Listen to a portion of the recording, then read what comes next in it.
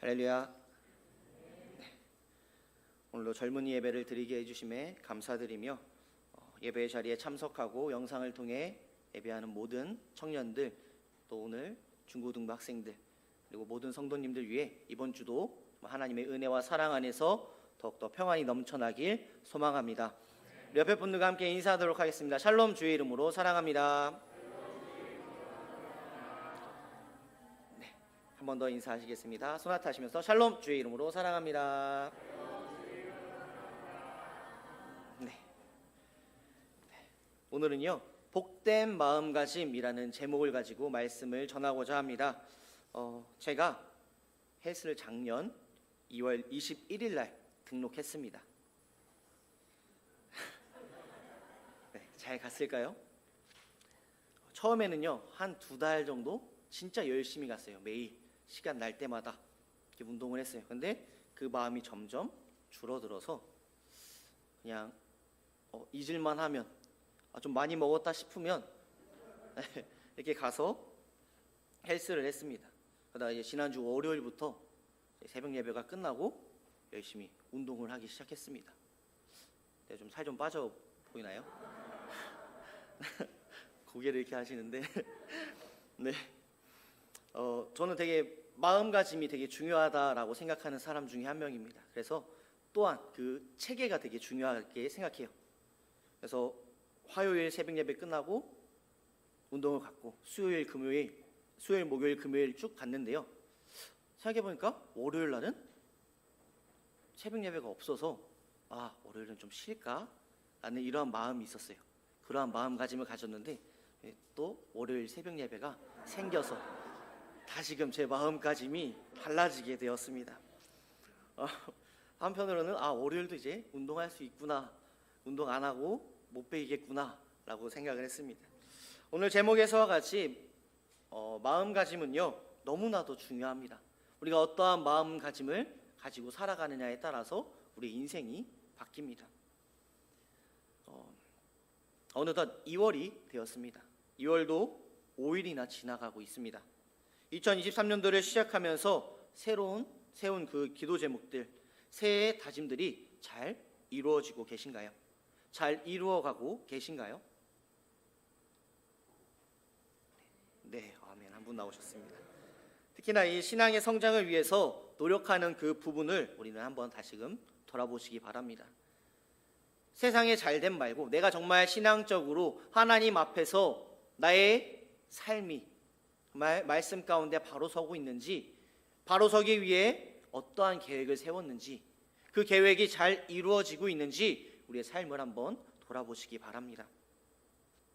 작심삼일이 되었을 수도 있고요, 흐지부지 되었을 수도 있습니다.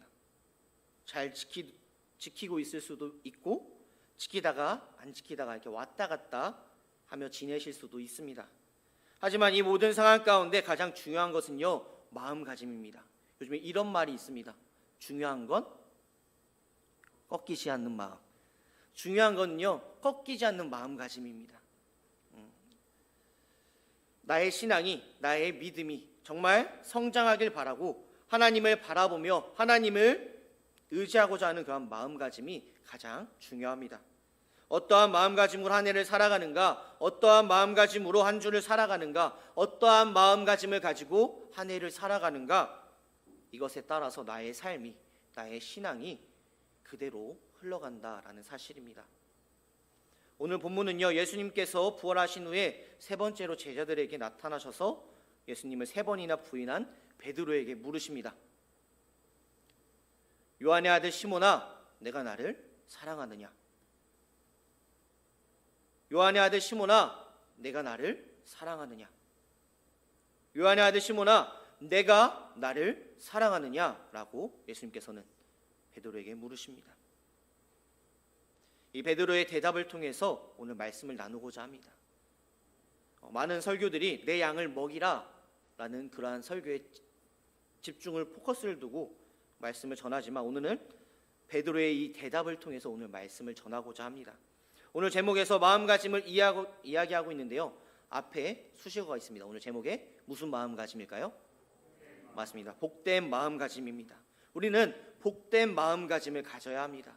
세상에 잘 되기 위해, 나의 이익을 위해 그러한 마음가짐도 중요하지만 그 가운데서 정말 복된 마음가짐, 하나님을 사랑하고 하나님을 의지하는 나의 신앙이 발전되기 위해, 나의 믿음이 더욱더 성장하기 위해 가져야 되는 그 마음가짐을 오늘 말씀을 통해 전하고자 합니다. 복된 마음가짐은 그렇다면 무엇일까요? 첫 번째로 하나님을 사랑하는 마음입니다. 오늘 본문에서 베드로의 대답은 어떠했나요? 시몬의 아들, 요한의 아들 시몬아, 내가 나를 사랑하느냐? 라고 물으셨을 때 주님, 그러하나이다 라고 고백합니다. 우리가 생각하기에 베드로의 이 고백은 어떻게 느껴지나요? 예수님을 3번이나 부인하며 저주까지 한 그 베드로가 어떻게 하나님을 사랑한다고 저렇게 뻔뻔하게 고백할까? 입에 침이나 바르고 말하지 라고 생각하실 수도 있습니다. 하지만 베드로의 이 고백은요, 회개의 고백이었고 예수님도 인정하신 그러한 고백의 사랑이었습니다. 오늘 본문에서 교만했던 베드로가 실수의 경험을 통해서 하나님을 진정으로 사랑하는 그런 회개의 고백을 보게 되는 것입니다. 예수님께서 나를 부인할 것이라는 그러한 말을 듣고 다른 제자들은 부인할지라도 나는 절대로 그러지 않겠습니다. 내가 주와 함께 죽을지언정 예수님을 부인하지 않겠습니다 라고 당당하게 외치던 그 베드로가 그 당당한 다짐에도 불구하고 모른다고 부인하며 저주까지 한 그 베드로의 경험을 통해서 다시금 예수님께서 찾아오셔서 물어보실 때에 내가 나를 사랑하느냐 라고 물어보실 때에 변화된 마음가짐으로 그의 마음 가운데 정말 진정한 사랑의 고백으로 변화되었다라는 것입니다. 마태복음 22장 37절 말씀에 보면요, 다시 함께 합독하도록 하겠습니다. 예수께서 이르시되 내 마음을 다하고 목숨을 다하고 뜻을 다하여 주 너의 하나님을 사랑하라 하셨으니 아멘. 이 말씀과 같이 내 마음을 다하고 목숨을 다하고 뜻을 다하여 주 너의 하나님을 사랑하라 라는 이 고백이 이러한 마음가짐을 가지게 되었다라는 것입니다. 성경에서는 말씀하고 있습니다. 하나님을 사랑하라. 요한일서 2장 15절 16절 말씀 다시 한 번 더 읽어보도록 하겠습니다. 이 세상에나 누구든지 세상을 사랑하며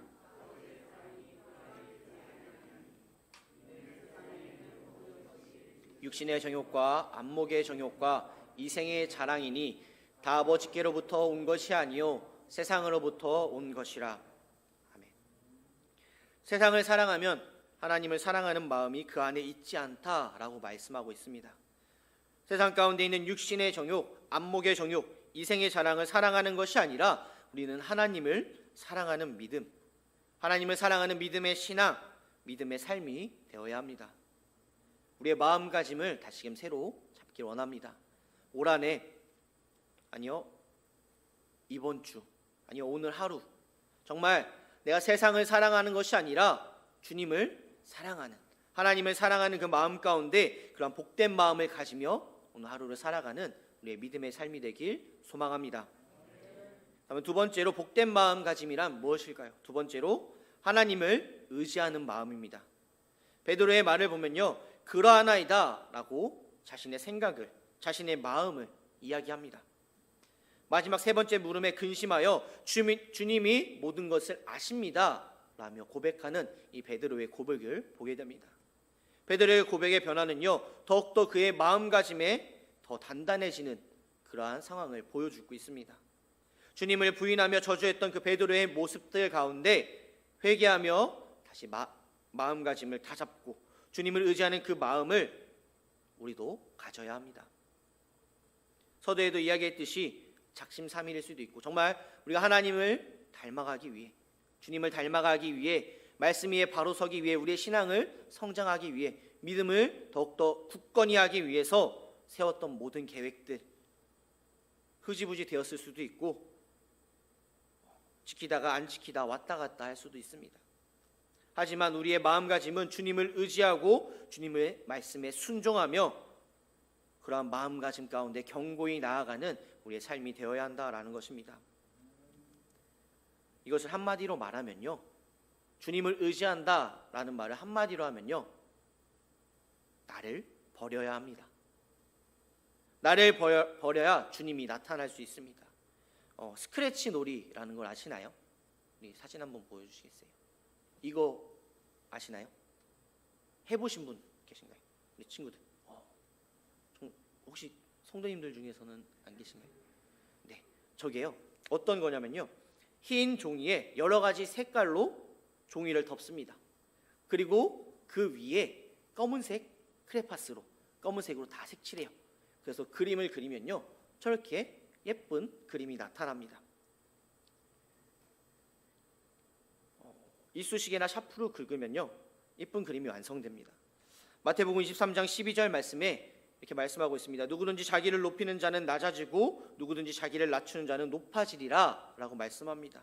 하나님과의 관계에서 정말 우리가 하나님을 의지한다라는 것은요, 정말 죄로 덮여있고 나의 생각, 세상의 방법으로 가려졌던 그 검은색의 크레파스를 긁어내서, 그것을 긁어냄을 통해서 내 안에 그리스도가 드러나는, 내가 낮아지고 주님이 높아지는 그러한 삶이, 그러한 신앙이 되어야 한다라는 것입니다.